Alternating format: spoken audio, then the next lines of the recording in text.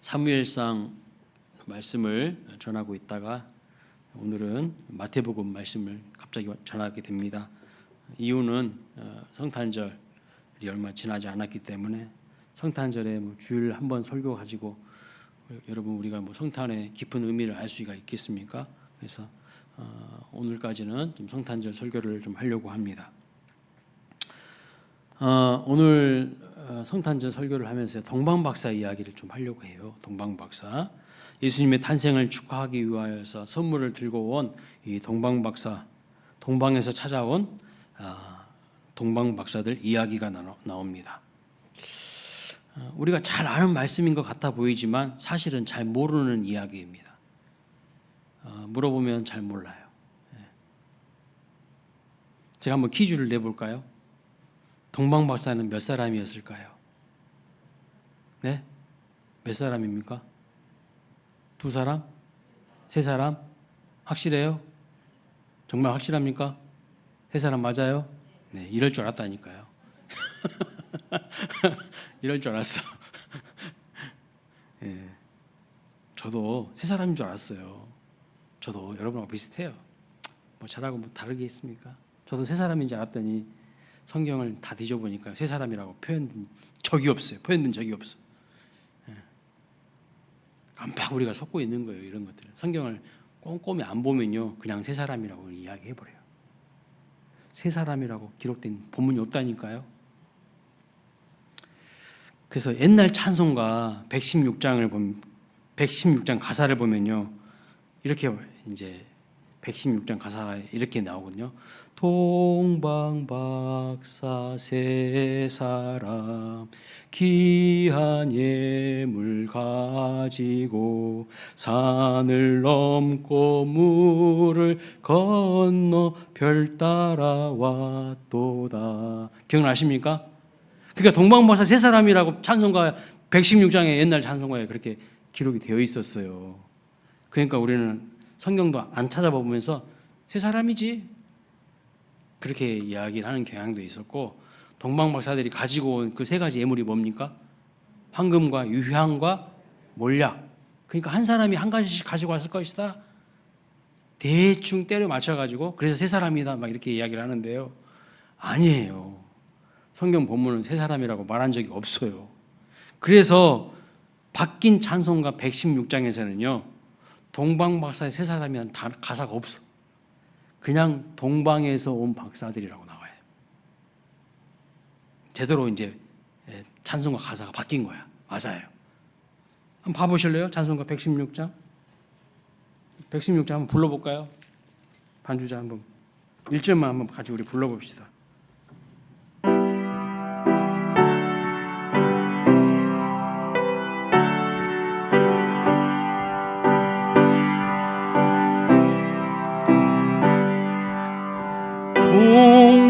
동방에서 박사들 귀한 예물 가지고 산을 넘고 물을 건너 별 따라와도다.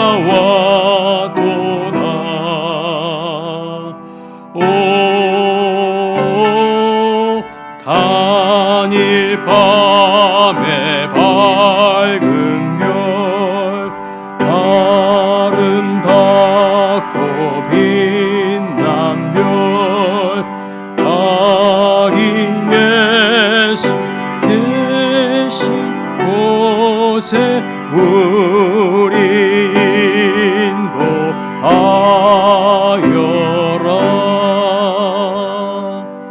이제 바뀌어진 116장에서는 동방박사 3사람이라는 단어가 없어. 제대로 이제 번역을 한 거예요. 제대로 이제 한 거예요. 그러니까 성경을 자세히 보면요, 우리 동방에서 박사 3사람이 온 게 아니라는 걸 알 수가 있어요. 어디에도 3사람이라고 기록된 것이 없습니다. 그저 이렇게 표현하고 있어요. 동방박사들이라고. 그러니까 단수는 아니에요. 복수로 기록되어 있어요. 그러니까 2사람 이상인 것은 분명해요. 그렇죠? 박사들이니까 2사람 이상인 것은 분명합니다. 그렇지만 세 사람이라고 확정지어 말할 수 있는 어떠한 근거도 없어요. 우리는 그들이 황금과 유황과 몰약을 한 사람이 하나씩 가지고 왔을 것이라고 추측해서 동방박사는 세 사람이라고 그동안 많이 알고 있었는데요.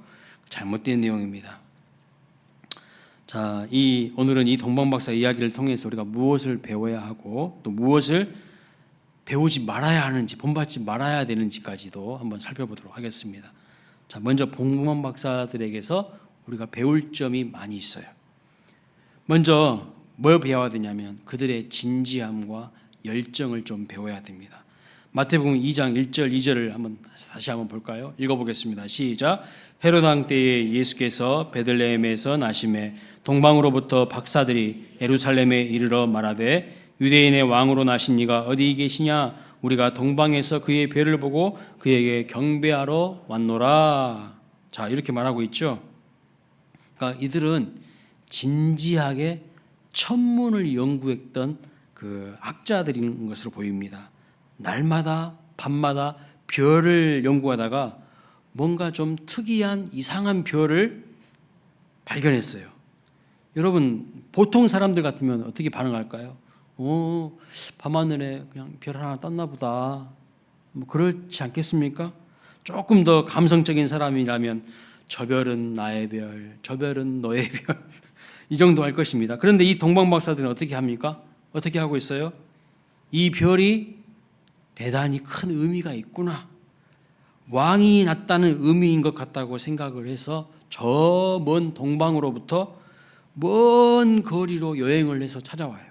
오늘 찬송가 116장의 가사처럼 산 넘고 물 건너서요, 오랜 시간을 거쳐서 예수님이 나신 그곳까지 찾아와요. 그러니까 보통 사람들이 아니죠. 자, 우리는 이런 면을 동방박사들에게서 배워야 한다는 것이죠. 진지함과 열정이 있는 사람들이에요. 진지하지도 않고 열정도 없어. 하나님을 믿는 사람들이 진지하지도 않고 열정도 없어요. 그럼 뭔가 이상한 거예요, 지금. 아니, 이 사람들은 지금 이방 사람들이거든요. 이교도들이에요, 이교도들. 그런데도 이 사람들은요, 진지함과 열정이 있어요. 여러분, 우리가 신앙생활 할 때 좀 진지하면서도 열정이 있었으면 좋겠습니다. 술에 술 탄 듯 물에 물 탄 듯 해서는 안 된다는 거죠. 동방박사들은요, 이방인들입니다. 이교도예요. 그러나 이들도 치열하게 뭘 탐구하냐면 진리를 탐구하는 거예요. 자연 만물을 통해서 하늘에 반짝이는 별들을 관찰하면서요, 정말로 이 진리를 탐구할 때 진지함과 열정이 있는 것을 볼 수 있어요. 그래서 하나님께서 그들에게도 진리 한 조각을 이렇게 보여주고 있는 것이죠. 그래서 이들이 예수님을 찾아와서 경배할 수 있는 것을 볼 수가 있습니다. 여러분들이 하시는 일들이 죄 짓는 일이 아니라면 정말 최선을 다해서 진지하고 열정적으로 하실 수 있기를 바랍니다. 그 일을 통해서요, 하나님은 진리를 깨닫게 하시고 배우게 하실 것입니다. 인생의 깊은 깨달음을 주시고 은혜를 주실 줄로 믿습니다. 하나님께서 이방인들, 이교도 동방박사들에게도요, 구원의 은총을 베푸시기 위해서 별을 통해서 예수님께로 나아오도록 인도하신 것을 볼 수가 있는 거예요. 그들이 그렇게 진지하게 연구했던 이 천문학을 통해서 예수님께로 나아가는 길을 인도받은 것을 볼 수가 있어요. 그래서 실질적으로 별을 따라가는 것은 하나님의 인도를 받는 것이었습니다. 자, 두 번째로 우리가 동방박사들에게 배워야 될 것, 두 번째 뭘까요? 그들의 끈기와 성실을 좀 배워야 됩니다. 이들이 지금 어디에서부터 왔다고 말씀하고 있어요? 동방에서부터, 아주 먼 동방에서부터 여행을 시작합니다. 그런데 여러분, 이 여행이 쉬운 여행일까요? 아니면 가벼운 그냥 동네 마실 나가는 그런 여행일까요? 여러분 어떻게 생각하십니까? 이거 쉬운 여행이 절대 아닙니다. 여러분, 고대 근동 지역, 중동 지역은요, 사막 지역이 많아요. 사막 지역은요, 낮에는 너무 더워요, 더워. 그래서 움직일 수가 없어요. 밤에는 또 엄청나게 춥습니다. 최소 2주에서 한 달 이상 걸려서 온 것이죠. 더 중요한 것은 그들이 뭘 따라왔다고요? 별을 보면서 별을 따라왔어요. 그러니까 별을 따라오려면 언제 움직여야 되죠? 별이 언제 빛나죠? 밤에 빛나죠. 밤에. 낮에 별이 빛납니까? 낮에는 별이 보이지도 않아요. 그러니까 밤에 움직여야 돼요. 밤에. 낮에는 너무 더워서 움직이기 힘들고요. 그래서 낮에는 밤에 움직이기 위해서요, 체력을 비축하고 자야 돼요. 자야 돼. 잠도 안 오지만 낮에는 자야 되고, 또 밤에 이동해야 되기 때문에 체력을 잘 비축해 두어야 합니다. 밤에 추운데 또 움직여야 돼요. 밤에 너무 추운데, 왜냐하면 별 따라 가야 되잖아요. 움직여야 됩니다. 자발적으로 시차를 바꿔서 2주 내지 한 달을 이렇게 걸어온 사람들이죠. 얼마든지 중간에 그냥 덥고 추워서 먹을 것이 없어서 그냥 집으로 돌아갈 수도 있는데 끝까지 포기하지 않습니다. 이렇게 이방인들도요, 이교도들도 저것이 지금 뭔가 분명한 사인을 보내고 있다는 것을 알고 이렇게 가는데요.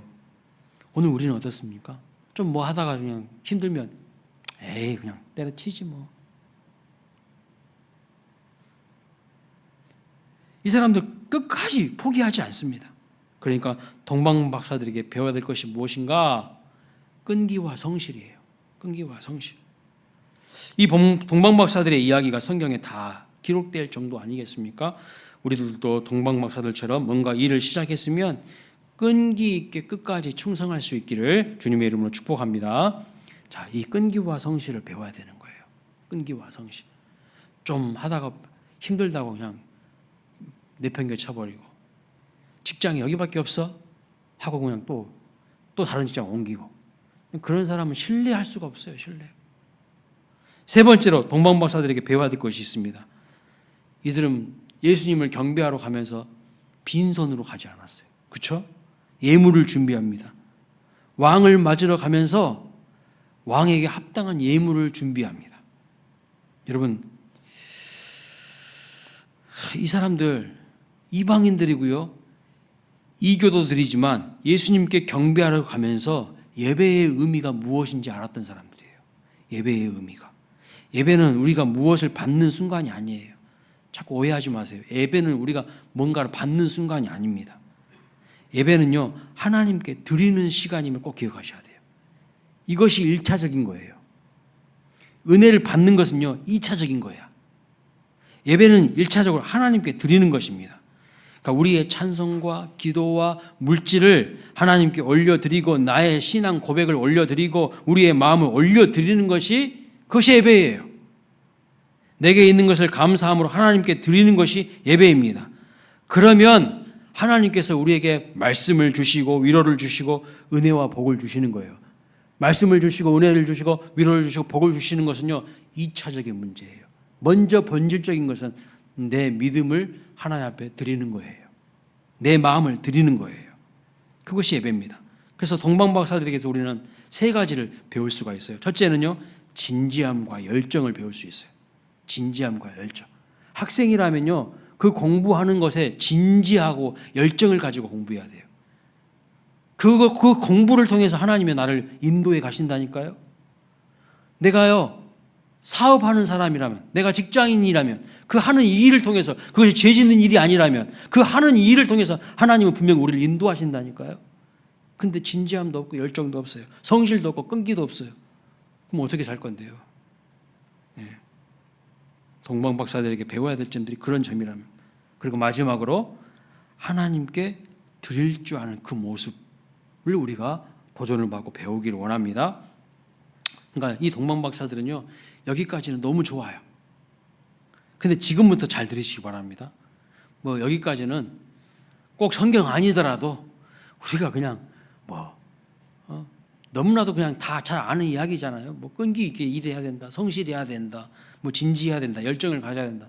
이거는 자기계발서만 읽어봐도 다 나오는 이야기 아니겠습니까? 성경 안 읽어봐도 다 아는 이야기예요. 세상 사람들이요, 우리보다 더 잘하는 면도 있어요. 이런 부분에서. 근데 여기서부터가 이제 중요해요. 지금까지 너무 좋았어요. 그런데 지금부터 정말 잘 들으십시오.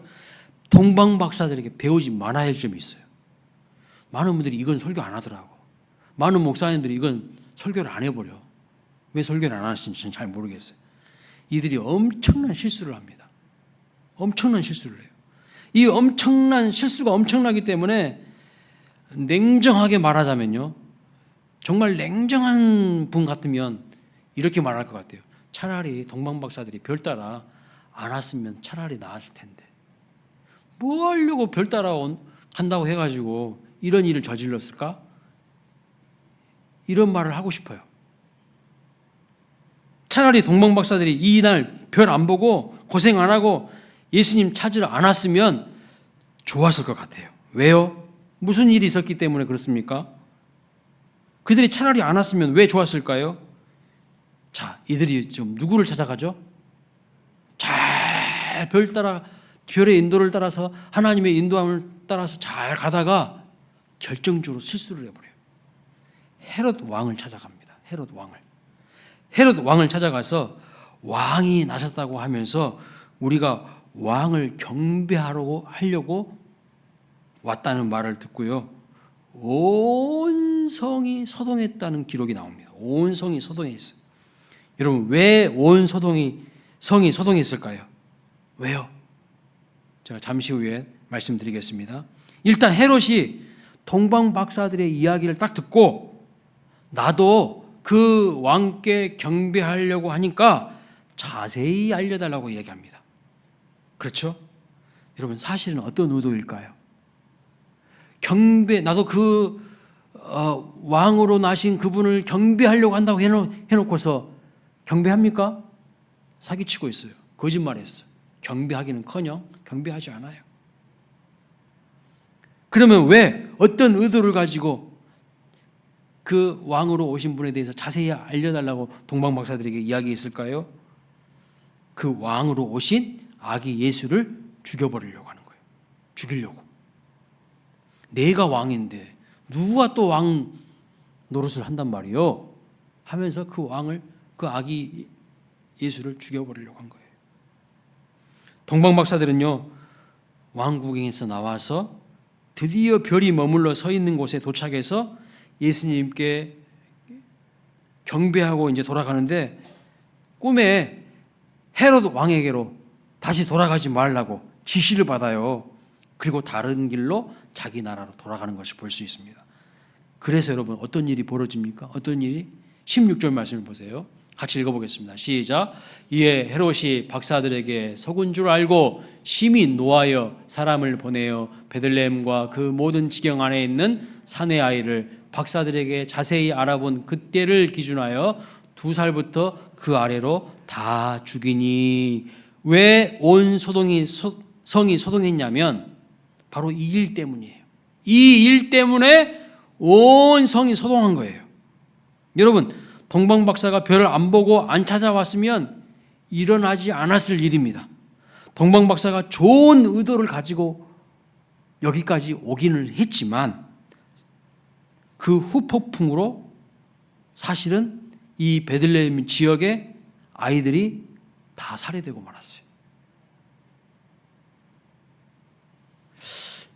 그러니까 동방 박사들은 차라리 안 왔으면 좋았을 뻔했어요. 동방 박사들의 문제가 여러분 무엇이겠습니까? 잘 보세요. 동방 박사들의 문제를 알 수 있는 단서가 9절과 10절에 나옵니다. 제가 읽어보겠습니다. 박사들이 왕의 말을 듣고 갈새 동방에서 보던 별이 문득 앞서 인도하여 가다가 악이 있는 곳 위에 머물러 서 있는지라. 악이 있는 곳 위에 머물러 서 있는지라. 그들이 별을 보고 매우 크게 기뻐하더라. 잘 보세요. 이 말씀 잘 보세요. 별은요, 어디에 있습니까? 어디에 있어요, 별이 지금? 악이 있는 곳 위에 머물러 서 있잖아요. 그렇죠? 맞습니까? 거짓말 한 거 아니잖아요. 그런데 2장 1절을 보면 동방 박사들은요, 헤롯 왕궁을 방문합니다. 헤롯 왕궁을. 여러분, 한번 생각해 보세요. 상식입니다. 왕궁은 낮에 방문할까요? 밤에 방문할까요? 상상력을 한번 발휘해 보세요. 낮에 방문할까요? 밤에 방문할까요? 그렇죠. 낮에 방문하죠. 왕궁은요, 아무 때나 들어갈 수가 없어요. 여러분 한번 생각해 보세요. 우리나라 청와대, 그 미국 백악관, 아무 때나 방문합니까? 밤 12시에 찾아갈 수 있습니까? 천만의 말씀, 못 들어가. 낮에 갑니다, 낮에. 잘 들으세요. 예수님이 태어나신 이 베들레헴과 헤롯 왕궁이 있는 예루살렘은요, 매우 거리가 가까워요. 불과 20분 거리밖에 안 돼요. 그냥 옆에 있는 동네예요. 가까운 거리입니다. 자, 지금까지 밤에 별 따라서 잘 왔어요. 근처까지 왔습니다. 베들레헴과 예루살렘 근처까지 어제 밤까지 잘 따라왔어요. 그리고 날이 밝았어요. 날이 밝았어? 낮에는 더워서 활동하기 어려우니까 낮에는 활동을 하지 않고 쉬면서 체력을 보충하고 아니면 잠을 더 자고 밤에 별의 인도를 받으면 베들레헴에 예수님이 태어난 곳까지 갈 수가 있었어요. 그렇죠? 별이 예수님 아기 있는 곳 위에 머물러 서 있었잖아요. 그러니까 별의 인도를 받으면 베들레헴 예수님 나신 곳까지 제대로 인도를 받을 수 있었어요. 근데 이들이 밤에 잘 따라와서는 안 자고 어딜 갔어요? 낮에? 헤롯이 있는 왕궁을 간 거예요. 낮에 헤롯이 있는 왕궁을 간 거야. 왜요? 왜 왕궁을 갔을까요? 뭐하러 왕궁을 갔을까요? 왕이 태어난 곳은 어디라고 생각한 거예요? 자기들 생각에. 왕궁이라고 생각한 거야. 왕이니까 왕궁이라고 생각한 겁니다. 상식적으로 왕은 왕궁에서 태어난 것이지 이렇게 생각한 거예요. 그래서 왕궁으로 간 겁니다. 지금까지 별의 인도를 따라서 잘 왔는데 마지막 순간에, 결정적인 순간에 별의 인도를 끝까지 받지 않고 여기서부터 자의적으로 판단해 버리는 거예요. 여기서부터 자기 생각대로 판단하는 거예요. 이것이 동방박사들의 문제였어요. 이것이 동방박사들의 문제. 제 말이 이해가 되십니까?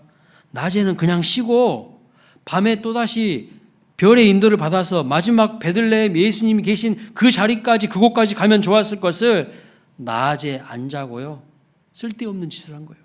자기들 생각대로 헤롯이 있는 왕궁으로 간 것이 문제라는 겁니다. 결국 그 왕궁에서 왕이 태어났다는 소리를 하게 되고 헤롯은 열받아가지고 2살 아래 아이들 다 죽이라는 명령을 내려서 수많은 아이들이 살해되는 지경에 이르게 된 것이죠. 뭐 하려고 헤롯 왕궁에 가냐는 말이에요. 별이 그쪽으로 인도도 안 했는데 자기들 생각대로 한 거야. 그냥 자기들 생각대로. 여러분, 이거 우리 인생에 적용해 보기를 원합니다. 별의 인도는 하나님의 인도를 받고 여기까지 왔다면 끝까지 별의 인도를 받는 은혜가 우리에게 있기를 원합니다. 끝까지 하나님의 인도를 받는 은혜가 있기를 원합니다.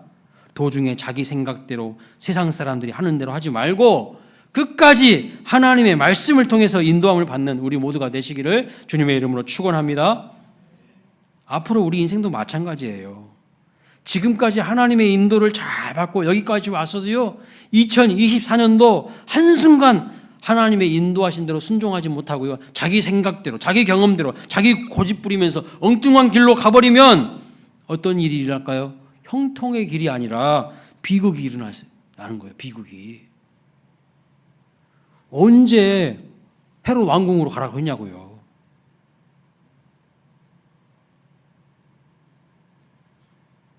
우리 광일교회 사랑하는 성도님들은 오직 형통의 길로 가시기를 주님의 이름으로 축복합니다. 그래서 내 생각을 좀, 내 고집을 내려놓으시고 세상 사람들이 하는 대로 따라가지 마세요. 그냥 유행과 풍제대로 가지 마세요. 이것이 진짜 하나님이 원하시는 길인가 확신 가지고 사인을 받고 한 걸음 한 걸음 내딛는 인생이 돼야지 그것이 하나님의 인도함을 받는 축복된 인생이죠. 자기 마음대로 그냥 가버려. 자기 마음대로. 자기 생각대로 해버려. 세상 사람들이 오른쪽으로 가면 나도 오른쪽으로 그냥 가. 아무 생각 없이. 그 망하는 길이에요, 그게. 그게 실패하는 길이고요. 그것 때문에 어린 아이들이 죽임을 당한 거예요. 온 성이 소동한 겁니다. 그러니까 차라리 동방박사들이 별 보고 안 왔으면 좋았을 뻔 한다는 말이 그 말이에요. 저는 우리 수원광일교회가 앞으로 사람의 생각과 계획에 의해서 세워지지 아니하고 하나님의 인도하심을 따라가는 에벤에셀의 은혜를 누리시기를 소망합니다. 에벤에셀의 뜻이 무엇일까요? 에벤에셀. 아까 우리 권사님하고 저하고 통한 것 같아. 기도하시는 권사님하고 에벤에셀을 딱 기도 중에 이야기하시더라고요. 근데 저도 성교 얼굴 작성하는데 에벤에셀이 하나님이 확 얼굴을 쓰게 하시더라고요. 에벤에셀의 뜻이 뭡니까? 하나님이 여기까지 우리를 도우셨다. 여기까지 우리를 인도하시고 함께 하심으로 우리가 승리하게 됐다. 그런 뜻이 아닙니까? 그러니까 주님만 따라갈 수 있는 저와 여러분 되시길 바랍니다. 지금까지 하나님의 인도로 별을 따라 여기까지 왔다면 앞으로도 하나님의 인도를 끝까지 받아야 될 줄로 믿습니다. 그런데 지금까지 잘 따라와 놓고 결정적인 순간에 자기 상식과 자기 판단과 자기 선입견을 가지고 결정한 것이 문제를 낳고 말한 것입니다. 이 동방박사들을 통해서 주시는 메시지인 거죠. 또 하나 문제가 있어요. 동방박사들이 이것만 알았더라도 이런 실수를 안 했을 것 같아요. 자, 4절과 6절 보겠습니다. 읽어보겠습니다. 시작. 왕이 모든 대제사장과 백성의 서기관들을 모아 그리스도가 어디서 나겠느냐 물으니 이르되 유대 베들레헴이오니 이는 선지자로 이렇게 기록된 바 또 유대 땅 베들레헴아 너는 유대 고을 중에서 가장 작지 아니하도다 내게서 한 다스리는 자가 나와서 내 백성 이스라엘의 목자가 되리라. 여러분, 만약 동방박사들이 천문 지식뿐만 아니라 성경 지식이 조금만 있어더라도 정말 좋았을 뻔했어요. 정말 괜찮을 뻔했어요. 자, 6절은요 이미 구약 성경 미가서에서 예언하고 있는 말씀입니다. 예언되어 있어요.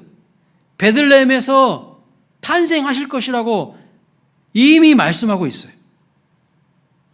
예루살렘 왕궁이 아니라 베들레헴에서 탄생할 것이라고 예언이 되어 있었습니다. 동방박사들은 천문 지식은 탁월했어요. 세상 지식은요 탁월해. 근데요 하나님 말씀은 무지해.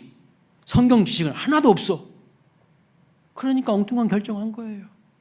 왕궁으로 뭐하러 가냐고. 예루살렘 왕궁으로. 예루살렘에 있는 헤롯 왕궁으로 뭐하러 가냐는 거예요. 왕은 어디서 난다고 했는데요. 베들레헴에서 난다고 이미 미가서에서 예언되고 있는데 성경 지식이 무식하니까요 이런 비극이 도래된 거죠. 동방박사들이 메시아를 바라는 만큼 메시아가 어디서 탄생할 것인지에 대한 하나님의 말씀을 알았더라면 이런 실수는 하지 않았을 것입니다. 헤롯을 찾아가는 일은 하지 않았을 것입니다. 하나님의 말씀을 몰라서 엄청난 비극을 낳는 행동을 하고 만 것이죠. 여러분, 세상에 보면 세상 지식 많은 사람들이 있어요. 똑똑한 사람들이 있습니다. 그러나 아무리 세상 지식이 많아도요 하나님의 말씀에 대한 지식이 없으면 결정적인 실수를 하게 되고요 낭패를 당하게 되는 경우가 많아요. 호세아서 말씀에 내 백성이 하나님을 아는 지식이 없어서 망하는 도다라고 말씀하고 있어요. 세상 지식도 중요하지만 하나님을 아는 지식이 없으면요 결정적인 실수를 하게 된다니까요. 엉뚱한 선택을 하게 되고 엉뚱한 결정을 하게 돼요. 그래서 자기 스스로 무덤을 파요. 우리 교회의 3대 사명 중 첫 번째 사명이 무엇입니까? 예수님이 하신 가장 첫 번째 사역이 무엇입니까? 하나님의 말씀을 가르치시는 사역이에요. 우리 교회는 하나님의 말씀을 가르치고 또 열정적으로 배우는 교회가 되어야 됩니다. 말씀을 모르니까요 어디로 가야 될지를 모르는 거예요. 똥인지 된장인지 분별이 안 되는 거예요. 우리 교회의 5대 핵심 가치 중에 철저한 훈련은요 말씀을 배우고 실천하는 훈련입니다. 진리이신 하나님 말씀을 모르니까 온갖 세상의 유행과 풍조에 따라서 비진리와 선입견과 고정관념에 묶여서 자유함을 누리지 못하는 거예요. 엉뚱한 샤머니즘적인 신앙과 기복주의 엉터리 신앙이 성도들을 현혹해도 그냥 앉아서 당할 수밖에 없어요. 그러니까 하나님의 은혜와 복을 사모하는데 전혀 하나님의 뜻대로 안 살아요. 하나님의 뜻을 몰라요. 이거 어떻게 된 것일까요? 그리고 하나님의 말씀을 배우고자 알고자 하는 갈망도 열정도 없어. 큰 문제인 거죠. 진정한 자유는 진리이신 하나님의 말씀을 믿을 때 누릴 수가 있습니다. 하나님의 말씀을 배워야, 하나님의 말씀에 대한 지식이 있어야 결정적인 실수를 하지 않게 되고 하나님의 인도하심을 받을 수가 있어요. 여러분, 동방박사들에게 배울 것은 배우되 성경 지식이 없고 하나님을 아는 지식이 없는 그들의 모습이 혹시 내 모습이 아닌지를 되돌아보시길 바랍니다. 세 번째로 이들이 또 몰랐던 것이 있어요. 이들이 몰랐던 것이 있어요. 별의 인도를 끝까지 따랐으면 좋았겠지만 그들은 따라가지 않았어요. 안타깝습니다. 성경 지식이 있었으면 좋았을 텐데 없어서 안타깝습니다. 그런데 이것들이 없어도 한 가지만 제대로 알았더라면 충분히 이 소동은 일어나지 않았을 거예요. 충분히 그 베들레헴, 그 예루살렘의 어린 아이들이 죽는 비극적인 일들은 일어나지 않았을 거예요. 그것이 뭘까요? 그것이 뭘까요? 요거 한 가지만 알았으면 이런 파국은 피할 수 있었습니다. 그런데 동방박사들은 이걸 몰랐어요. 그것이 뭐냐면요, 헤롯 대왕이 어떠한 존재인지를, 어떤 놈인지를 몰랐어요. 이게 비극으로 간 거야. 헤롯이 어떤 인간인지 알았다면 충분히 이 소동은 일어나지 않았을 겁니다. 그러나 동방박사들은 헤롯을 몰랐어요. 헤롯이 어떤 사람인지 몰랐어요. 헤롯이 얼마나 잔인한 사람인지 알았더라면 헤롯을 찾아가지 않았을 겁니다. 찾아가가지고 왕이 태어났다고, 내가 생각하기에는 이게 굿뉴스잖아요. 왕이 태어났으니까 굿뉴스라고 확 이야기를 했어.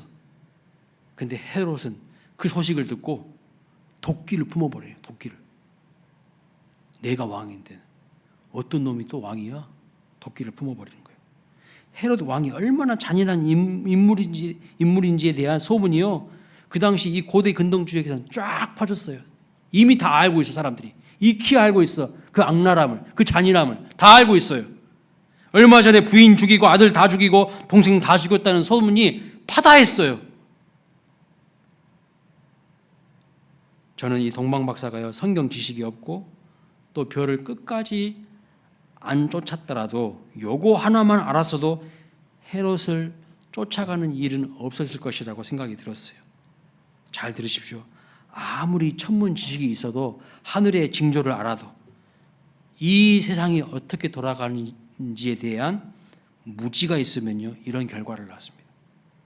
이 세상이 어떻게 돌아가는지 모르면, 무지하면요, 이런 결과를 낳아요.